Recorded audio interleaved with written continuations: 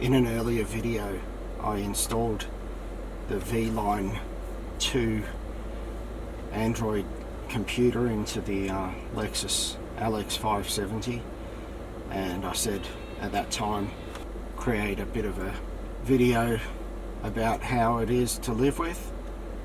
I'm going to run you through some of the basic things that I've learned and show you how I use the VLine2 myself.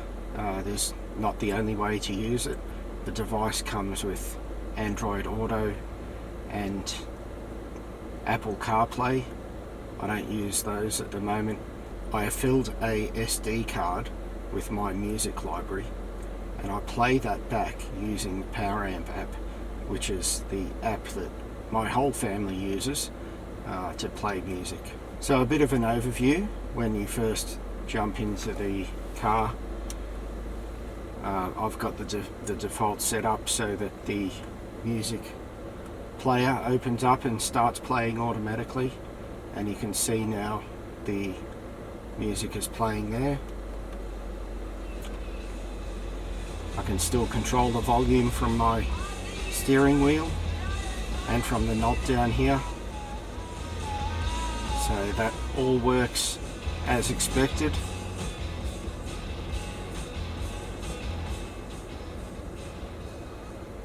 There's a Wi-Fi connection which you can connect to a hotspot, and that gives you internet on the go, or if you're at home like I am now, the Wi-Fi connects to the Wi-Fi of my home, and this is where I can transfer the music from my NAS box onto the SD card here, just using the wireless connection.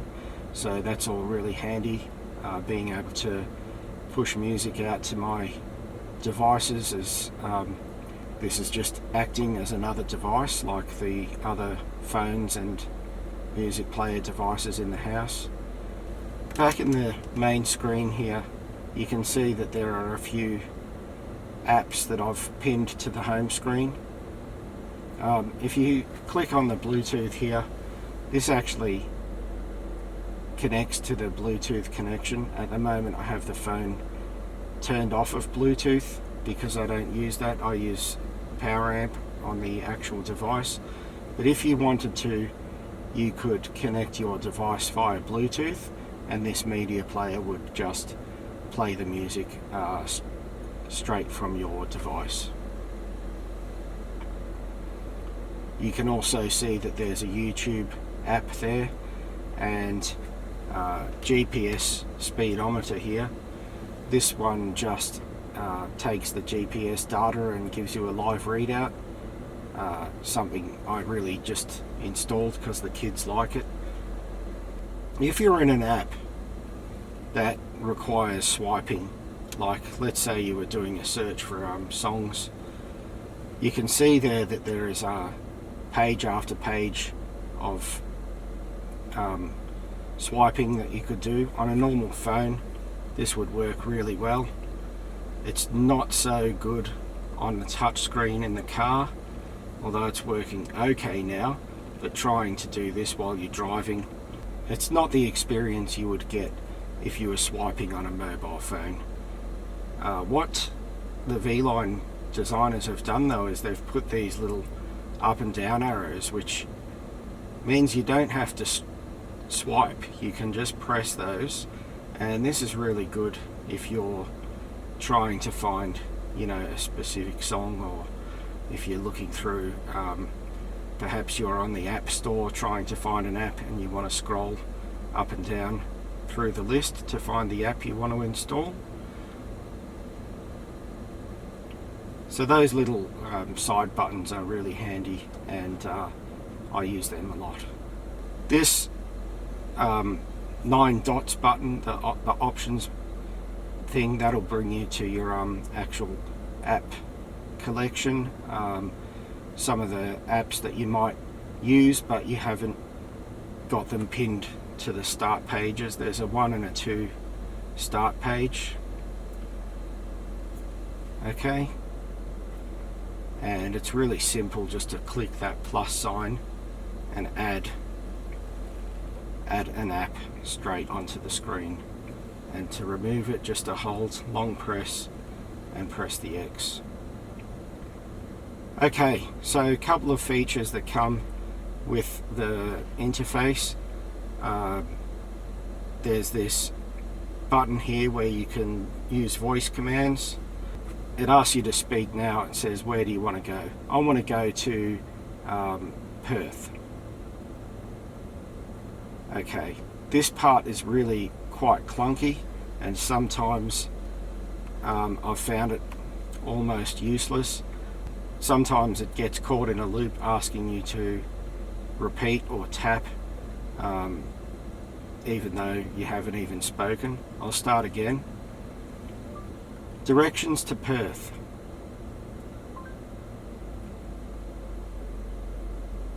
Okay, and if I leave that there, eventually it should open up the Google Maps app, which I've got set as the default Maps app. But as you can see there, it's taken ages, and I don't even know if it's going to open up the Google Maps app or not. So realistically, I found this fairly annoying, this piece. The other thing I really don't like about it is the accent when it talks to you. I'm not a fan of the accent that they've programmed this machine with, although right now it doesn't seem to be talking at all.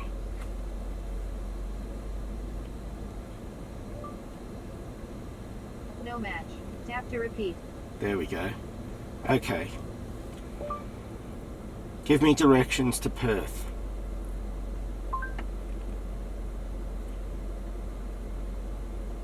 As you can see, the ability for it to do its function is a little bit bumpy and I would say, you know, a little bit untested and a little bit unreliable. The great thing is though with Google Maps is when you install that, you do get the default talk to me kind of. You can press the little microphone up there and you can ask for directions. So if you've got your Google Maps installed and you can just hit the microphone, I'd like you to navigate me to Perth.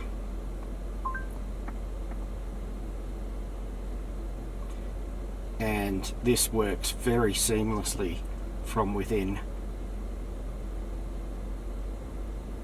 the Google Maps app. So that's been really useful.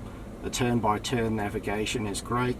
As compared to the factory system actually gives us a turn-by-turn navigation on the instrument cluster multi-display panel. That does not work with the VLine2. So you'll get your voice instructions through the stereo, and you'll get your visual instructions only on the center display unit. Last thing, I was just going to show that if you plug your phone into the USB port, it does automatically open for me Android Auto, which is great. This means I can play the music that I'm listening to on my phone. I can charge my phone while I'm in the car, and I can get navigation. Directly up on the screen. So if you're a fan of Android Auto, then this device is definitely going to work for you. It also does work via Bluetooth. You can have your phone and the device set to connect to each other as soon as you get into the car. So that's really handy too. And one thing about this is the charging. I don't know if that's the cable that I've got connected here, or if this is the actual device's limitations, but you don't get fast charging, or I'm not getting fast charging at the moment of my phone. Okay, some not so great things. Getting a satellite signal from any of the satellite apps or GPS dependent apps is quite slow. It can take 5 to 6 minutes of the start of your drive to actually connect to satellites and for the device to know where you are. Having said that, I did mount my GPS aerial up under the dashboard, which is not what the instructions advised. The instructions advised it to be mounted up above the dashboard in the corner of the windscreen. I don't like to compromise the original look of the car. I'm not a fan of having an additional device and a wire hanging out of it mounted on the dashboard, so I'm prepared to live with this slower connection. What I'm considering doing is creating an app which actually opens the GPS and just keeps it open in the background all the time, so as soon as the car is turned on, it starts to look for a GPS signal and continues to do so until it's turned off. Obviously, with Android being mainly used for phones and tablets, they wouldn't normally turn on the GPS until the app has actually requested it. So when you open, in this case, my GPS Speedo, or in this case the maps, then it turns on the GPS and starts looking for a signal. It's not really a requirement to save that little bit of extra power because I don't have a battery that I'm flattening while I'm using this device. So that's it, a quick overview of the VLine2, and was it worth it? I would say it's definitely much more user-friendly than the original maps. Another thing to note is that when you change things like your temperature settings, you're going to navigate away from that auxiliary input screen while you're doing that. So I think that's a limitation of the system, which would be really nice to have that information just come up in a bar at the top. However, I think that would be quite a complex thing to do, and overall doesn't detract all of that much from the performance of the actual device. So thanks for watching, and I look forward to seeing you in a next video.